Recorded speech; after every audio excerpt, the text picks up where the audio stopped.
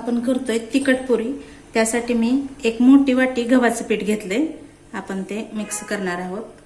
त्याचबरोबर एक छोटीच वाटी, त्यातला पण अर्धच घेतलाय, हा मैदा घेतलाय, फक्त थोडंसं सॉफ्ट व्हावं यासाठी मैदा थोडा घेतलाय। आणि त्याचबरोबर एक 2-3 चमचे आपण त्याच्यामध्ये बेसन पीठ मिसळणार आहोत, जास्त नाही ऍड करायचं ते। त्यानंतर मी या ठिकाणी ओवा आणि जिरं जे आहे ती बारीक करून घेतल्यात, थोडंसं ते त्याच्यात घालणार आहोत आपण। त्याचबरोबर धनेपूड घालणार आहेत, 1 चमचा मोठा घेतलाय। लाल तिखट घेतलं 1 चमचा, तीळ घेतल्यात, मोठा चमचा भरून घेतलेला आहे तीळ। आणि चवीपुरतं मीठ घालणार आहोत आपण, तुम्हाला जशी चव वाटत असेल त्यानुसार तुम्ही मीठ घालू शकता। आणि हे मिश्रण जे आहे ते आपण सगळं एकजीव करून घेणार आहोत। ह्याच्यात तेल मोहन वगैरे काही ओतणार नव्हतं आपण, फक्त आहे असं पाण्यामध्येच मळणार आहोत पीठ। हे आपण पुऱ्या तयार करण्यासाठी थोडं थोडं करून पाणी ह्याच्यात आपण ऍड करून मळणार आहोत। जास्तीचं पण नाही पाणी घालायचं, ह्याच्यात थोडं थोडं करत घालायचं। तुम्हाला पीठ वाढवायचं असेल तर वाढवू शकता, कारण ह्या पुऱ्या आपण प्रवासात जरी नेल्या तर 4 ते 5 दिवस टिकू शकतात। त्यामुळे तुम्ही जास्त सुद्धा पीठ ऍड करू शकता ह्याच्यामध्ये, आणि त्याच प्रमाणात सामान पण ऍड करा त्यामध्ये। अशा प्रकारे आपण हा गोळा पूर्ण लूज पण नाही केलेला आणि पूर्ण असं घट्टही नाही केलेला, मध्यम केलाय। हे पूर्णपणे आपण एकत्र करून सगळं सामान घेतलेलं आहे। आणि हे आता आपण काय करणार आहोत, थोडा वेळपर्यंत म्हणजे साधारणपणे अर्धा तास आपण हे असंच झाकून ठेवणार आहोत, कारण हे अजून सॉफ्ट होतं। त्यासाठी अर्धा तासापर्यंत हे झाकून ठेवूयात आपण।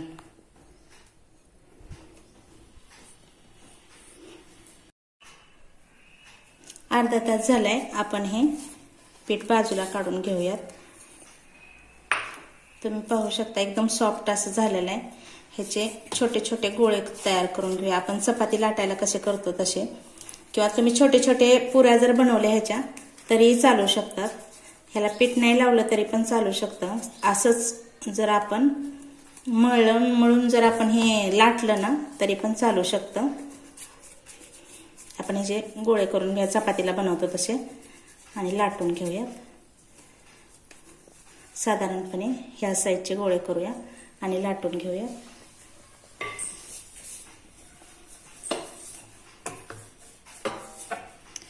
ह्याच्यात पूर्णपणे तीळ वगैरे दिसतात। आपण ओवा, तीळ आणि जिरं जे घातलेत ना ह्याच्यामध्ये, ते वरती पुरीवरती दिसतात। खूप पातळ पण नाही लाटायचे आणि खूप जाड पण नाही लाटायचे। जशी आपली पुरी असते ना आपण करतो त्या पद्धतीनंच तसेच लाटायचे। छोट्या छोट्या पुऱ्या पण करू शकता तुम्ही, छोटे छोटे गोळे करून। त्याच्यातून 3 ते 4 आपण काढू शकतो ना पुऱ्या, त्यामुळं हे अशा प्रकारे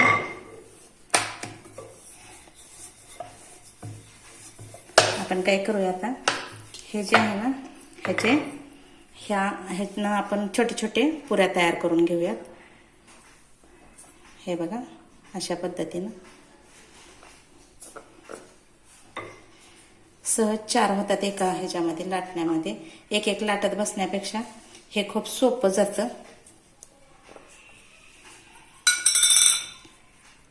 हे काढूया बाजूला।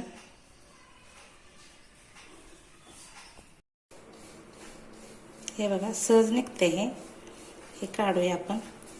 आणि खूप जाड पण नाहीत आणि खूप पातळ पण नाहीत आणि खूप अशा मोठ्या पण नाहीत, ह्या साईजच्या करून घेऊया, कारण ह्या कडक होतात एकदम आणि खायला पण छान लागतात, कुरकुरीत एकदम होतात।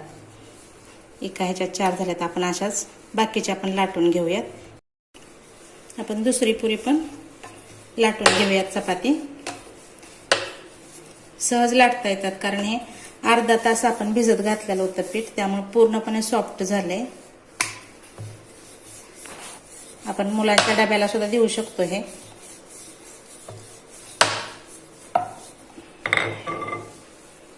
खाली चिटकत अजिबात नाहीये हे।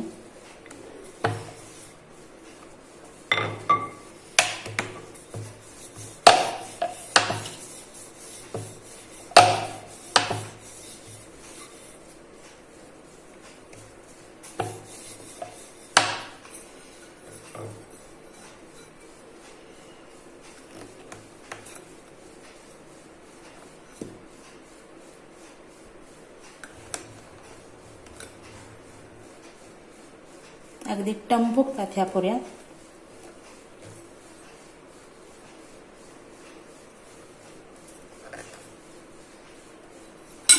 अशाच पद्धतीने हे पण काढून घेऊया आणि बाकीच्या पण लाटून घेऊयात.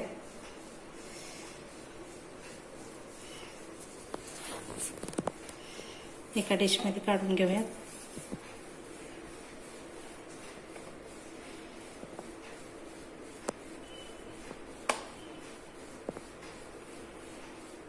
बाकीच्या पण लाटून घेऊयात अजून. अशा रीतीने आपल्या सगळ्या पुऱ्या लाटून तयार आहेत. आता आपण ह्या तळून घेऊयात. मी तेल गरम करायला ठेवलंय कढईमध्ये. गरम तेल झालं की आपण पुऱ्या त्याच्यात सोडून तळून घेऊयात. बऱ्याच झाल्यात पुऱ्या तेवढ्या पिठाच्या. एकच वाटी पीठ होतं गव्हाचं. खूप झाल्यात. तुम्ही पाहू शकता. खूप छान दिसत आहेत पुऱ्या ह्या लाटलेल्या. खूप जाड नाहीत, खूप पातळ नाहीत. आपण ह्या गरम तेल झालं का गरम तेलामध्ये सोडून तळून घेऊयात. आपण टाकून घेऊयात, तळूयात ह्याच्यात.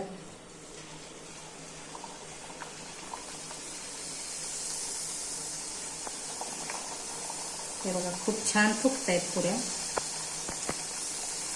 फक्त दोन्ही बाजूने भाजायसाठी. खूप अशा टमटमीत झाल्या.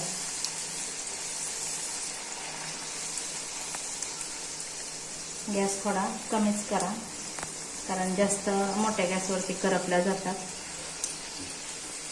आपण ह्या काढून घेऊया एका डिशमध्ये. हे बघा किती सुंदर दिसत आहेत पुऱ्या.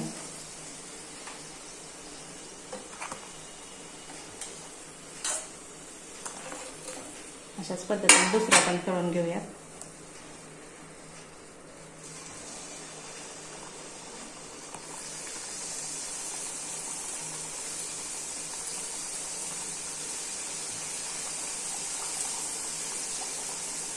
पूर्ण फुगतायत ह्या. जास्त करपू पण द्यायच्या नाहीत. व्यवस्थित भाजल्या ना छान दिसायला पण छान दिसतात. करपट लागत नाहीत. जरा थोडी पुरी दाबली ना टम फुगते अशी.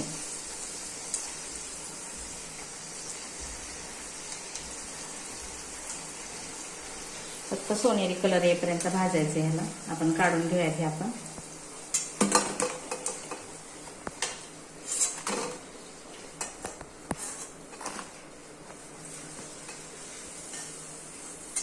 अशाच पद्धतीने बाकीच्या पण तळून घेऊया. अशा पद्धतीने आपल्या ह्या पुऱ्या तळून झालेल्या आहेत. खूप छान लागतात पुऱ्या खायला. आणि तुम्ही पाहू शकता दोन्ही बाजूने एकदम टम फुगलेल्या आहेत अशा. ही चहा बरोबर खायला पण खूप छान लागतात, तिखट आणि गोड. जर तुम्हाला हा व्हिडिओ आवडला असेल तर लाईक करा, शेअर करा जास्त जणांना आणि माझ्या चॅनलला सबस्क्राईब करा. धन्यवाद.